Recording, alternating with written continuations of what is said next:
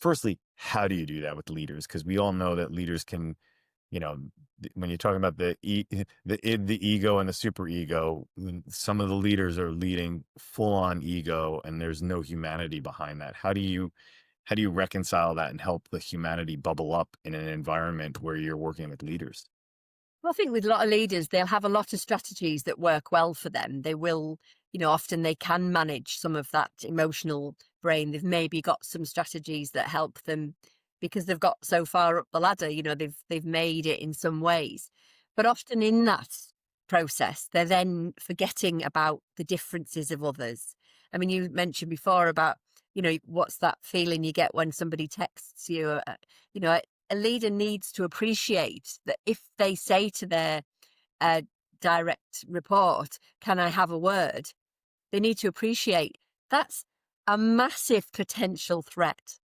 It's terrifying. Like, you just saying that, I'm like, "Oh, it's the Well, worst." same in relationships, same in anything. Oh, It's perceived as a threat. Why? Because the human brain does fill in the gaps.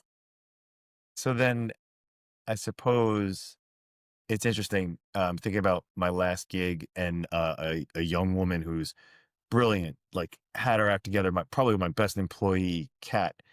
Kat, if you're watching, you're the best. She remains the best, and I remember having a conversation with her once, and I had to bring her into another room, and she was like, and I started talking, she's like, "Oh my god, I was so scared." And this is a young woman that was like an A+ employee. I had never gotten upset with anything she'd ever done. She'd never been reprimanded for anything terrible, and I was like, "Oh my god, I'm sorry." And I think so the reason why I'm bringing that up is because I had a good relationship with her and I remain having a good relationship with her, we were able to talk about it.